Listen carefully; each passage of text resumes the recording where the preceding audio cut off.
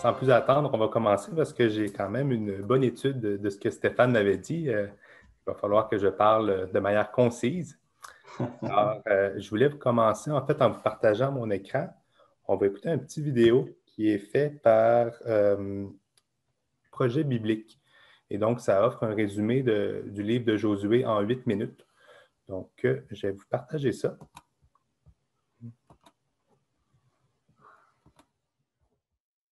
Le livre de Josué. Faisons un petit rappel dans le temps pour nous resituer à ce stade de l'histoire. Alors, Dieu a choisi Abraham et sa famille s'est agrandie pour devenir le peuple d'Israël qui a par la suite été réduit à un esclavage en Égypte. Et c'est par Moïse que Dieu a délivré Israël d'Égypte pour ensuite sceller une alliance avec eux au mont Sinaï et les guider à travers le désert. Israël a fini par camper à l'extérieur de la terre promise où Moïse les a appelés à obéir aux commandements de Dieu afin qu'ils reflètent la nature de Dieu à toutes les autres nations.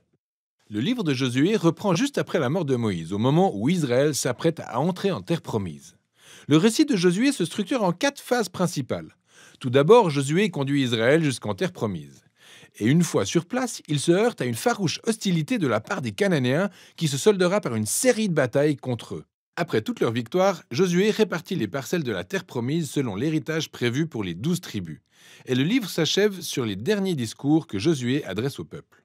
Voyons donc plus en détail comment tout cela s'articule. La première section s'ouvre sur la mort de Moïse et la nomination de Josué en tant que nouveau leader d'Israël. Et l'auteur fait clairement le choix de présenter Josué comme le nouveau Moïse. Car tout comme Moïse, Josué appelle le peuple à obéir à la Torah, autrement dit au commandement de l'alliance reçu au mont Sinaï. Puis Josué envoie des espions en terre promise, exactement comme l'avait fait Moïse dans Nombres 13 et 14. À la différence que cette fois, les choses se passent nettement mieux. En fait, il y a même certains Cananéens qui décident de suivre le Dieu d'Israël. Sous la conduite de Josué, le peuple d'Israël parvient à traverser le Jourdain pour atteindre la terre promise. Tout comme la mer s'était divisée pour Moïse dans Exode, le Jourdain se divise aussi pour laisser traverser les prêtres portant l'arche de l'Alliance et avec eux tout le peuple d'Israël. Au chapitre 5, l'histoire en arrive à une phase transitoire, où le peuple prend du recul comme pour effectuer un retour aux sources en tant que peuple de l'Alliance de Dieu. Et cela se traduit par la circoncision de la nouvelle génération et la célébration de leur première Pâque en terre promise. Ensuite, ils se tournent et se préparent à leur marche en avant. Josué fait par ailleurs cette rencontre folle avec un mystérieux guerrier qui s'avère être la créature angélique commandant l'armée de Dieu.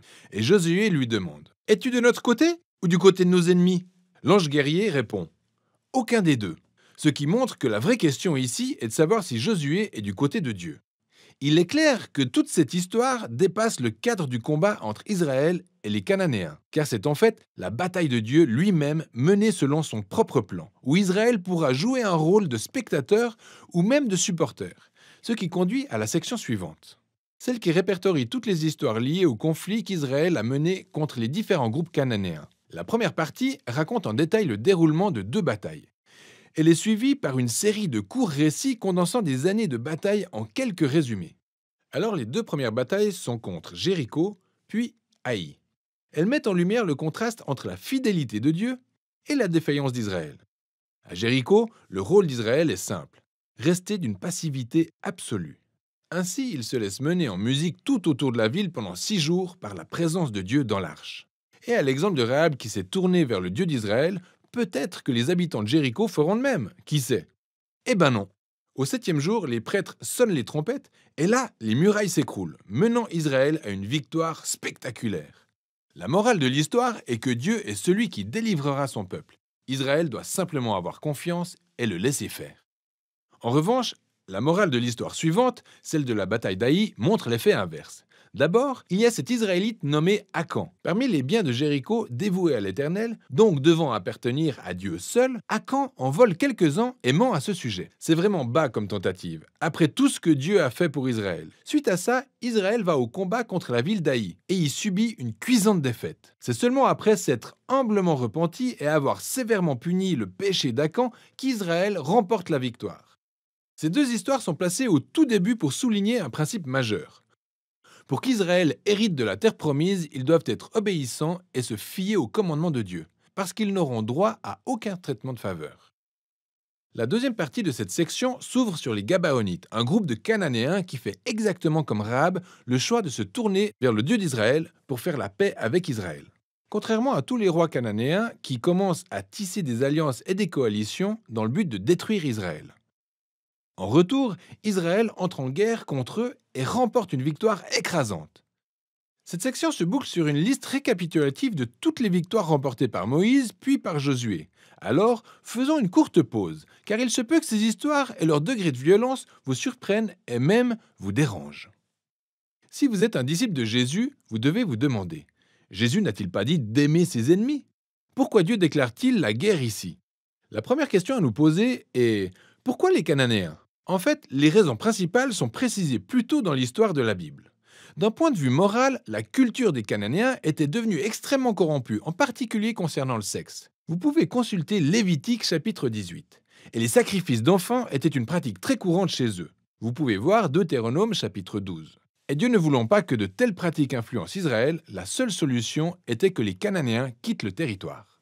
Ce qui soulève une seconde question. Dieu a-t-il réellement ordonné la destruction de tous les Cananéens comme un génocide? À première vue, en se basant sur les expressions utilisées dans ces histoires, ils les ont complètement détruits et ils ne laissèrent aucun survivant ni être vivant. Cependant, en y regardant de plus près, on s'aperçoit que ces expressions sont clairement des hyperboles et pas des descriptions littérales. Revenons sur l'ordre initialement donné au sujet des Cananéens dans Deutéronome chapitre 7. Il est tout d'abord ordonné à Israël de chasser les Cananéens, puis de les détruire jusqu'au dernier. Et les ordres suivants sont de ne pas se marier avec eux et de ne conclure aucun échange commercial avec eux. Alors, vous ne pouvez pas épouser quelqu'un que vous avez détruit. J'imagine que vous avez saisi l'idée. Le même principe s'applique au récit dans Josué. Prêtez attention. Par exemple, on nous dit dans Josué chapitre 10 qu'Israël n'a laissé aucun survivant dans les villes d'Hébron ou de Débir. Mais plus tard, au chapitre 15, nous voyons que ces villes sont toujours peuplées de Cananéens. On comprend donc ici que Josué s'inscrit dans la droite ligne des récits antiques des batailles par l'usage de sa narration du style hyperbolique non littéral. Le mot génocide n'a donc rien à voir avec ce contexte. Surtout à la lumière des exemples des Cananéens tels que Rahab ou des Gabaonites qui se sont tournés vers le Dieu d'Israël. Dieu restait ouvert à ceux qui se tourneraient vers lui. La dernière chose à souligner est que ces histoires sont un moment unique dans toute l'histoire d'Israël. Ce type de bataille était exclusif aux petits groupes de peuples vivant dans le pays de Canaan. Mais Dieu a ordonné à Israël la recherche de la paix avec toutes les autres nations. Vous pouvez lire dans Deutéronome chapitre 20. Donc, le but de ces récits de bataille n'a jamais été de vous inciter, en tant que lecteur, à aller commettre des actes de violence au nom de Dieu. Bien au contraire, cela montre Dieu faisant justice face à la cruauté humaine à un moment unique de l'histoire, et comment il a sauvé Israël de l'anéantissement par les Cananéens. Alors, continuons de suivre la structure du livre. Après des années de bataille, nous découvrons un vieux Josué qui commence à répartir les portions de la terre promise entre les 12 tribus d'Israël. Et la majorité de cette section liste des lignes de démarcation.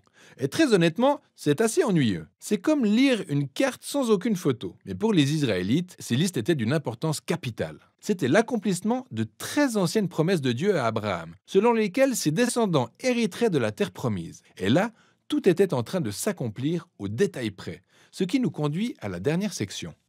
Josué adresse 2 discours au peuple. Ils sont très similaires au dernier discours de Moïse dans Deutéronome. Josué leur rappelle la générosité de Dieu, comment il les a conduits en terre promise et les a sauvés des Cananéens. Il les appelle à se détourner des dieux cananéens et à demeurer fidèles à l'alliance qu'ils ont scellée. S'ils le font, ils expérimenteront la vie et la bénédiction sur la terre promise. Mais s'ils sont infidèles, Israël attirera sur son peuple le même jugement divin auquel les Cananéens ont eu droit. Ils seront chassés de la terre promise et contraints à l'exil. Josué laisse donc Israël avec ce choix. Que va faire Israël? C'est la grande question qui plane à la fin de l'histoire. Et voilà pour le livre de Josué. Je voulais commencer l'étude en vous divisant un petit peu comment on va fonctionner. Donc, il va y avoir 4 sections. Dans la première section, on l'a déjà fait, en fait, c'était le visionnement du vidéo.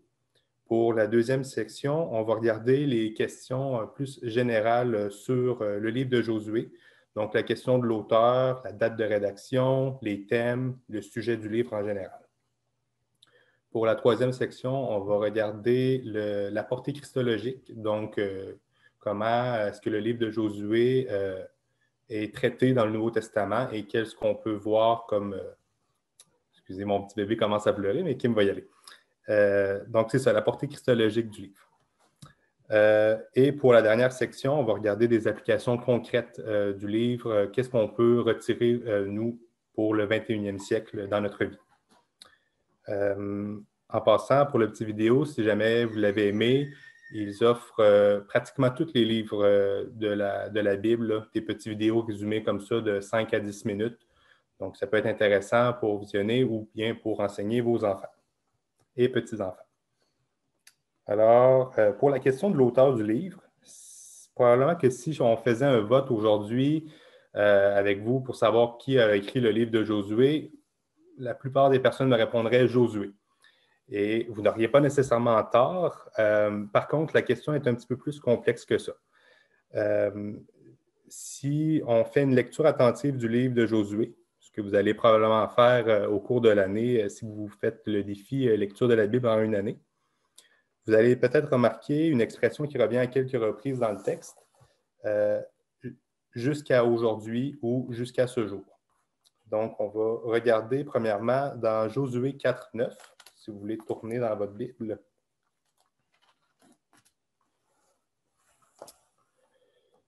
Alors, juste pour un petit contexte, le peuple et Josué viennent tout juste de traverser le Jourdain et ils se trouvent maintenant dans la terre, dans le pays promis. Et en Josué 4.9, il est écrit « Josué dressa aussi 12 pierres au milieu du Jourdain, là où s'étaient arrêtés les pieds des prêtres qui portaient l'arche de l'Alliance, et elles y sont restées jusqu'à aujourd'hui. » On voit un petit peu le même principe en Josué 5.9. « L'Éternel dit à Josué, « Aujourd'hui, j'ai fait rouler loin de vous la honte de l'Égypte, et cet endroit a été appelé Gilgal jusqu'à aujourd'hui. » Alors, on retrouve cette expression-là à plusieurs reprises dans le livre. On ne les passera pas au complet, mais en Josué 10, 27, Josué 13, 13, 14, 14, 15, 63, 16, 10, et ainsi de suite. Alors, qu'est-ce que cette expression-là nous dit? En fait, elle suggère que le livre, dans son résultat final, comme on l'a dans notre Bible, n'aurait pas été écrit entièrement par Josué, puisque comment est-ce que l'auteur du livre, comment est-ce que Josué aurait pu écrire que ces pierres étaient présentes jusqu'à aujourd'hui, alors que alors que ça a été rapporté bien plus tard dans l'histoire. Je peux vous donner un autre exemple qui est encore plus concret. En Josué 24, 29 à 33,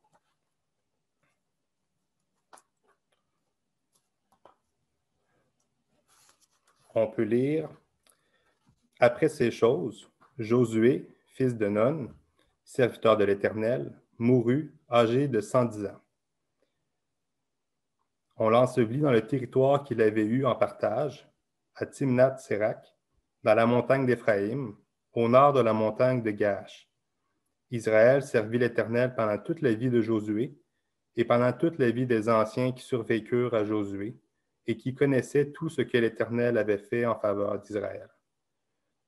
Les os de Joseph, que les enfants d'Israël avaient rapportés d'Égypte, furent enterrés à Sichem, dans la portion du champ que Jacob avait acheté des fils de Hamor, père de Sichem, pour 100 kessitas, et qui appartint à l'héritage des fils de Joseph. Éléazar, fils d'Aaron, mourut, et on l'enterra à Gibéat Phinéas, qui avait été donné à son fils Phinéas, dans la montagne d'Éphraïm. Alors évidemment, Josué n'aurait pas pu nous dire tout ce qui s'est déroulé après sa mort, si c'était lui qui avait réellement écrit tout le livre, alors il y a une incohérence. Donc, c'est probablement quelqu'un qui aurait ajouté ces éléments au livre. Par contre, plusieurs éléments nous indiquent que Josué aurait quand même été l'auteur de la plupart, de la grande majorité du livre. Premièrement, on retrouve à quelques reprises le pronom « nous » dans le livre, ce qui indique que l'auteur s'identifie aux actions qui sont posées dans le récit. Donc, on peut regarder en Josué 4, 23. Encore une fois, c'est lors de la traversée du Jourdain. Et il est écrit « Car l'Éternel, votre Dieu, a mis à sec devant vous les eaux du Jourdain, jusqu'à ce que vous eussiez passé, comme l'Éternel, votre Dieu, l'avait fait à la mer Rouge, qu'il mit à sec devant nous, jusqu'à ce que nous eussions passé. Alors, la manière que c'est formulé, ce verset-là nous montre non seulement que l'auteur du livre s'identifie au peuple, mais aussi qu'il était présent lors de la traversée de la mer Rouge après la sortie d'Égypte. Hein, il dit, l'Éternel, votre Dieu, l'avait fait à la mer Rouge qu'il mit à sec devant nous, jusqu'à ce que nous eussions passer. Donc, l'auteur qui aurait écrit ce livre-là était encore présent en Égypte avec le peuple et a vécu l'esclavage également. Dans son introduction au livre de Josué, le pasteur John MacArthur nous indique également que Josué était né pendant l'esclavage en Égypte et qu'il a été formé par Moïse. Donc, on voit encore des indices que ce serait possiblement Josué qui aurait écrit ce livre-là. Josué 8, 5 à 6 nous montre également que l'auteur semblait mener les combats. Donc, Josué 8, les versets 5 et 6. « Mais moi et tout le peuple qui est avec moi, nous nous approcherons de la ville, et quand ils sortiront à notre rencontre, comme la première fois, nous prendrons la fuite devant eux.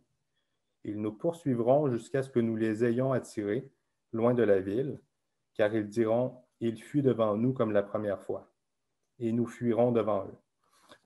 Donc, encore une fois, le pronom « nous » qui est pris à plusieurs reprises et la personne qui parle semble être un leader, être la personne qui mène les combats. On voit également en Josué 24, 26, donc vers la fin du livre, « Josué écrivit ces choses dans le livre de la loi de Dieu. »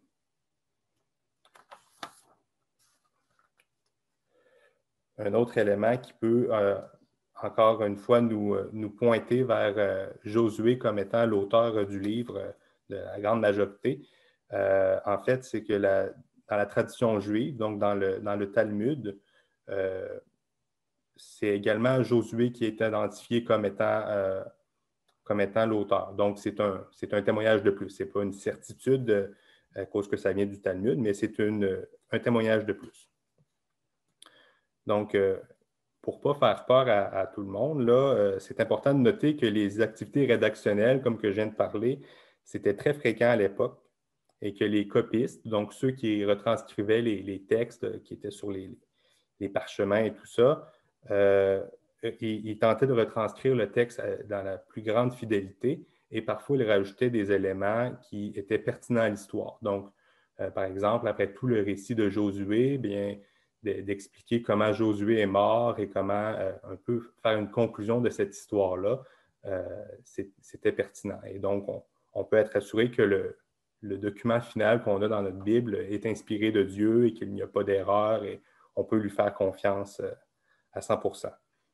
Donc, si je résume un petit peu ce point-là, donc le livre de Josué aurait été écrit majoritairement par Josué, avec quelques ajouts des copistes pour compléter l'histoire et pour ajouter des informations pertinentes. Pour ce qui est de la date de rédaction, écoutez, c'est un sujet très complexe et là, je ne veux pas rentrer dans des gros détails, des gros débats. Je vais simplement vous donner quelques pistes qui ont permis aux commentateurs de donner une date approximative pour cette rédaction-là. Alors, premièrement, la conquête qui est décrite tout au long du livre, donc de Josué 6 jusqu'à Josué 12, aurait duré environ 6 ans. Ensuite de cela, si on se fie à Josué 6, 25,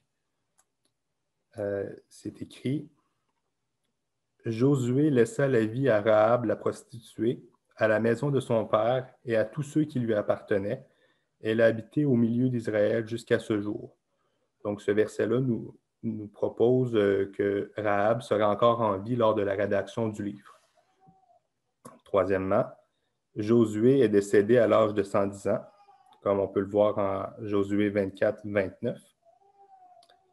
Et, quatrièmement, il y a des fouilles archéologiques qui ont été faites dernièrement et qui ont permis de dater avec certitude la chute de Jéricho. Donc, la chute de Jéricho qui est traitée...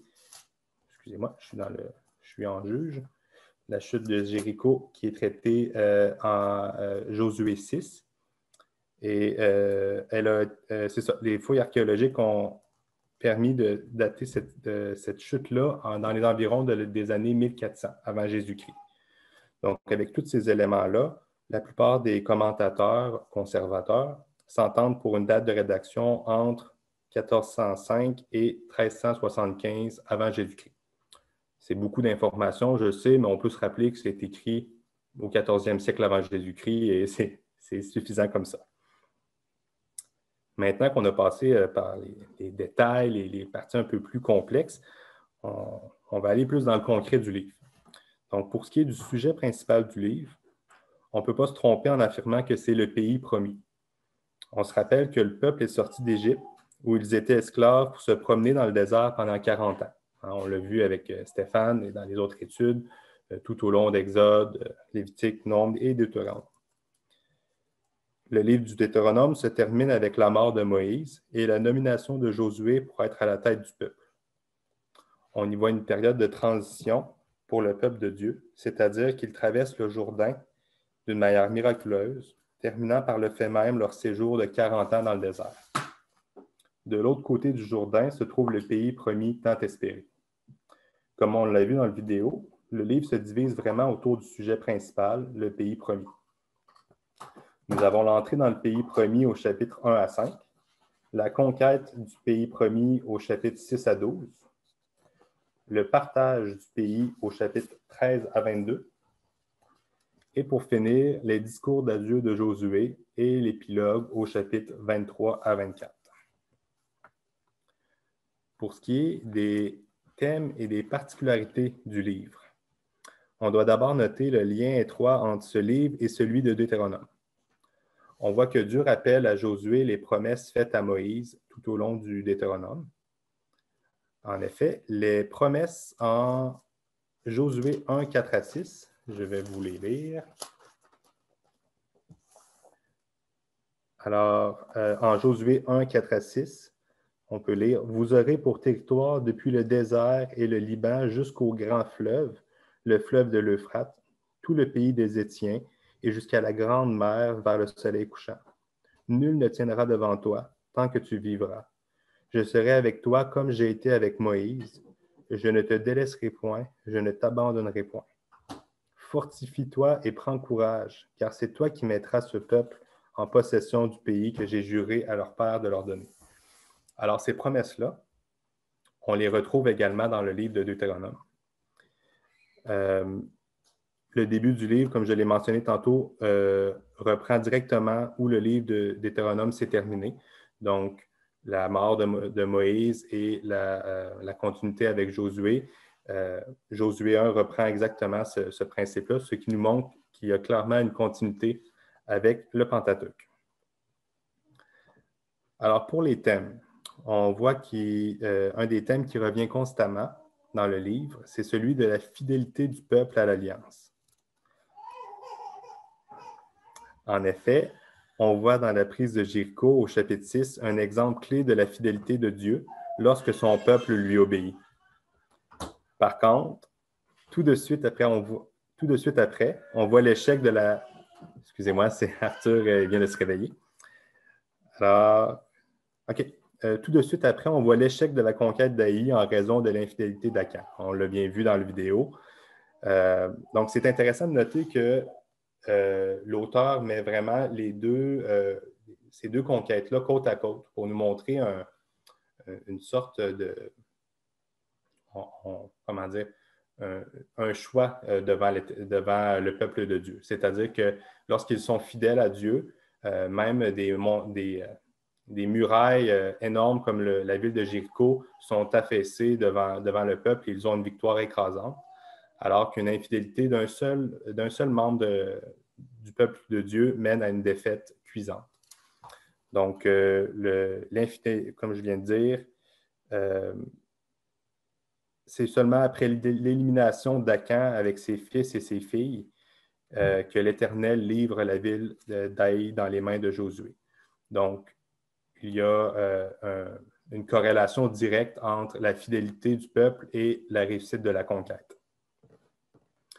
Un autre thème important qu'on voit est celui de l'accomplissement des promesses que l'Éternel avait faites.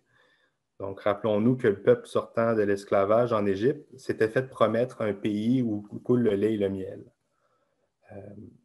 Exode 3:8 nous dit « Je suis descendu pour délivrer mon peuple de la main des Égyptiens et pour le faire monter de ce pays dans un bon et vaste pays, dans un pays où coule le lait et le miel, dans les lieux qu'habitent les Cananéens, les Hétiens, les Amoréens, les Phéréziens, les Éviens et les Jébusiens. » Alors, en raison de l'infidélité du peuple, comme on a pu le voir de Exode à Deutéronome, une génération entière est morte dans le désert sans jamais voir le pays promis, y compris Moïse. En Josué, on voit que Dieu accomplit ultimement ses promesses à travers la conquête du pays et le partage de celui-ci. Et on voit un beau résumé en Josué 21, les versets 43 à 45. C'est ainsi que l'Éternel donna à Israël tout le pays qu'il avait juré de donner à leurs ancêtres. Ils en prirent possession et s'y installèrent. L'Éternel leur accorda du repos de tous côtés, comme il l'avait juré à leurs ancêtres. Aucun de leurs ennemis ne put leur résister, et l'Éternel les livra tous entre leurs mains. De toutes les bonnes paroles que l'Éternel avait dites à la communauté d'Israël, aucune ne resta sans effet. Toutes s'accomplirent. À la fin du livre, nous voyons que la responsabilité de respecter l'alliance revient au peuple.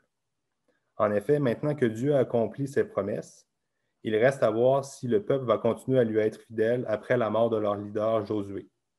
Parce que depuis que le peuple a quitté l'Égypte, ils ont toujours eu un représentant. Ils ont eu Moïse pour les guider. Ensuite de ça, ils ont eu Josué. Et là, c'est la première fois qu'ils se ramassent sans représentant. Et on va voir dans les prochaines semaines, lorsqu'on va faire l'étude de juge, que ça ne se passe pas très bien, en fait, quand ils n'ont pas de représentant pour eux. Alors, dans son discours, Josué dit au chapitre 23 et verset 16, « Si vous transgressez l'alliance que l'Éternel, votre Dieu, vous a prescrite, et si vous allez servir d'autres dieux et vous prosterner devant eux, la colère de l'Éternel s'enflammera contre vous, et vous périrez promptement dans le bon pays qu'il vous a donné. » Un petit peu plus tard, on voit en Josué 24, 31, « Israël servit l'Éternel pendant toute la vie de Josué et pendant toute la vie des anciens qui survécurent à Josué et qui connaissaient tout ce que l'Éternel avait fait en faveur d'Israël. » Donc, tout le long que Josué a été en vie, le peuple a été fidèle. Et tout le long que les anciens que Josué avait établis ont été en vie, le peuple a été fidèle. Par contre, si on continue sans vouloir empiéter dans l'étude du livre des juges, on voit en Juges 2.10, toute cette génération, en parlant de la génération qui avait vécu en même temps que Josué, fut recueillie auprès de ses pères, et il s'éleva après elle une autre génération qui ne connaissait point l'Éternel, ni ce qu'il avait fait en faveur d'Israël. Donc, les générations qui ont suivi n'étaient plus au courant des miracles et des prodiges que l'Éternel avait faits, et c'est là que ça veut tourner au vinaigre, pour prendre une expression. Alors, je vois que le temps avance très vite. Je vais prendre une petite pause pour répondre si jamais vous avez des questions ou des commentaires. Pour être sûr d'avoir le temps d'y répondre. Et sinon, je vais continuer après ça. Il me reste une page ou deux là, pour des applications plus concrètes. Donc, je vous écoute si jamais vous avez des questions.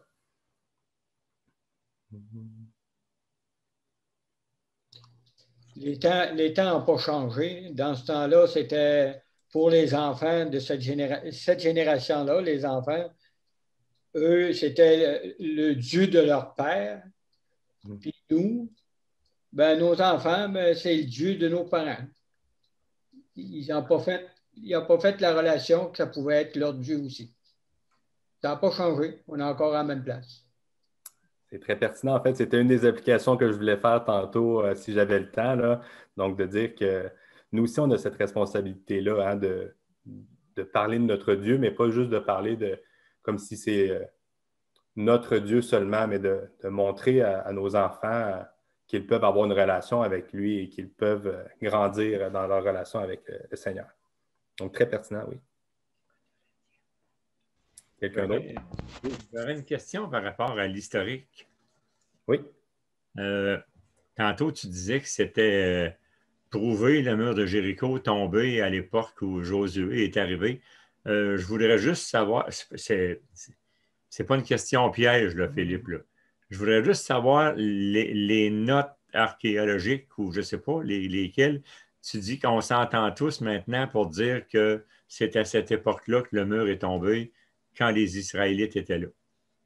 Est-ce que tes notes viennent d'une Bible ou d'un livre? Je ne sais pas, là.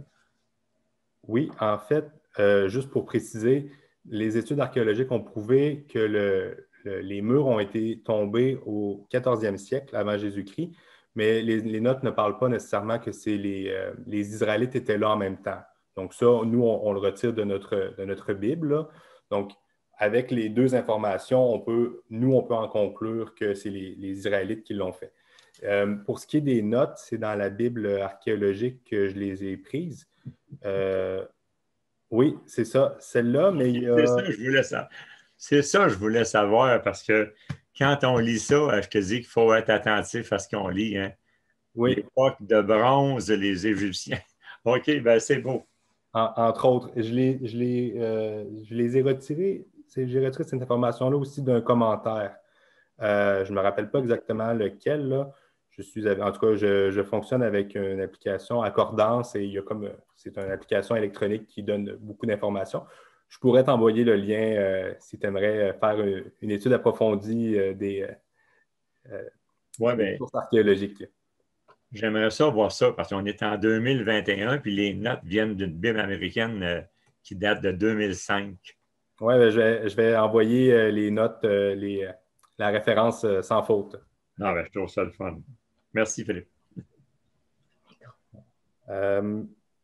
Oui. Est-ce qu'il y avait d'autres commentaires? Questions? En fait, moi, j'avais pas vraiment une question, c'était plus un commentaire à travers la vidéo. Et on voit vraiment au travers même de la Bible, de l'histoire de Josué, que Dieu nous laisse toujours faire un choix, en fait. Et il montre très clairement que en fonction de vos choix, si vous m'obéissez, voilà ce qui va se passer. Si vous m'obéissez pas, voilà ce qui va se passer. Je fais une petite parenthèse parce qu'on arrive parfois quand on discute, ouais, mais si Dieu était bon, pourquoi il permet qu'il y a ci, pourquoi il permet qu'il y a ça? Et non, ça marche pas vraiment tout le temps comme ça. Et on a des choix et on doit être vraiment responsable parce que avant de faire un choix, par sa grâce aussi, des fois, il nous prévient. Tu fais ça, voilà ce qui va arriver. Donc, quand ça arrive, viens pas me poser la question d'abord, mais tu as fait le choix, en fait. Et c'était très clair quand on montre ces deux parallèles entre la victoire avec la première bataille et puis la défaite par rapport à la deuxième, à cause de leur désobéissance aussi. Oui, en effet. Et on revoit aussi ce principe-là tout au long des prophètes. Hein? Donc, les prophètes appellent à la repentance, à se détourner. Mais là, en fait, je m'en vais dans un autre sujet. Je sais qu'il est déjà 8h30. J'aimerais juste prendre un petit 2 minutes au moins pour prendre un temps d'application avec cette histoire-là. Qu'est-ce qu'on peut retirer, nous, pour nous aujourd'hui? Et un petit passage aussi dans le Nouveau Testament. Alors, premièrement, pour le Nouveau Testament, j'aimerais juste souligner quelques liens qu'on peut faire avec Jésus. Comment est-ce que le personnage de Josué nous pointe à Jésus-Christ?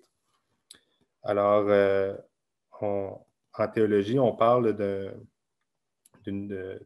principe qu'on appelle la typologie.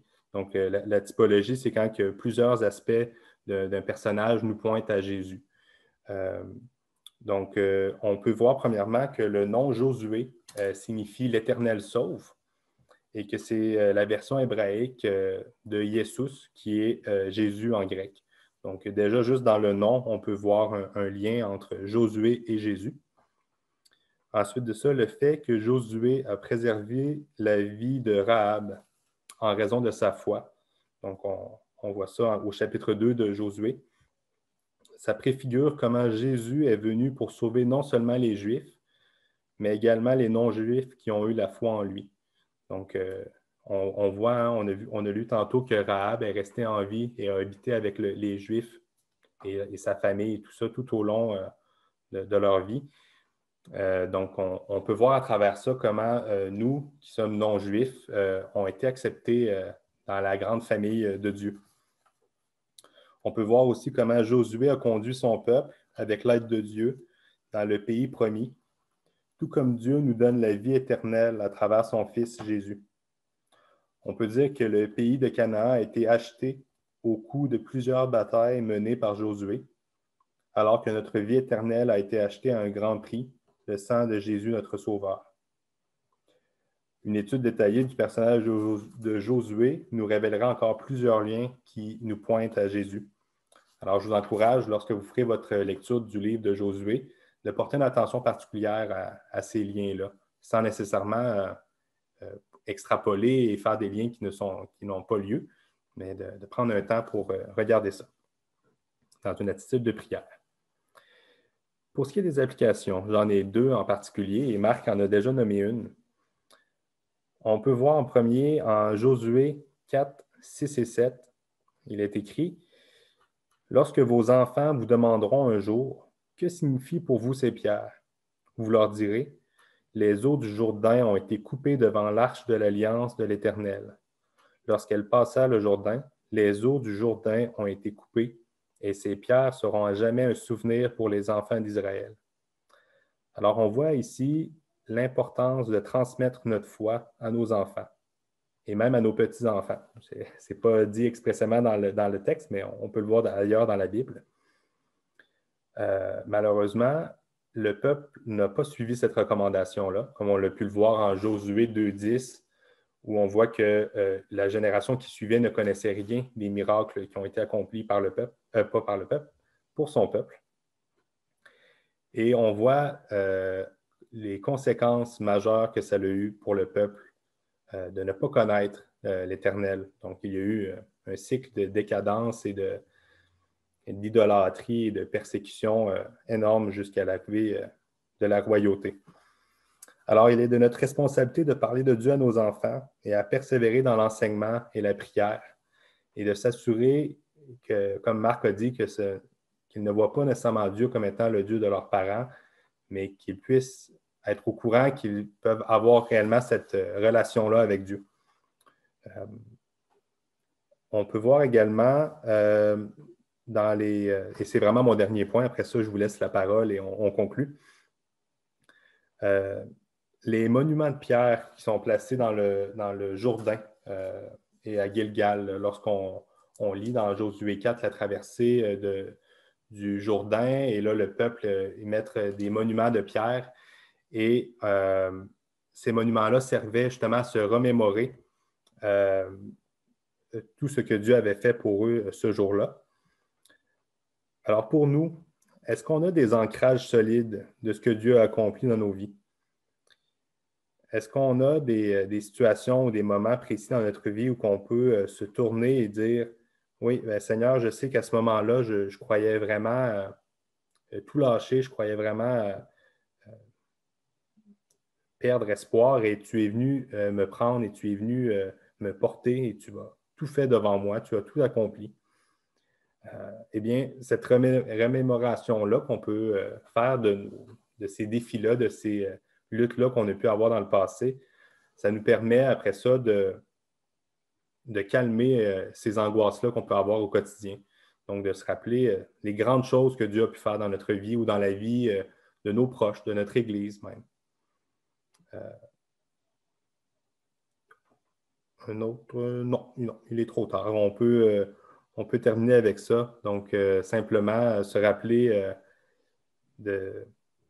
d'avoir des ancrages pour notre vie chrétienne, des points qu'on peut s'accrocher quand le quotidien devient difficile, qu'on puisse vraiment se tourner à ça et s'accrocher et dire « Seigneur, tu ne m'as pas lâché à ce moment-là et je sais que je suis dans tes mains en ce moment aussi et que tu me portes même si autour il semble avoir une tempête. » Alors, désolé, j'ai pris un petit peu plus de temps.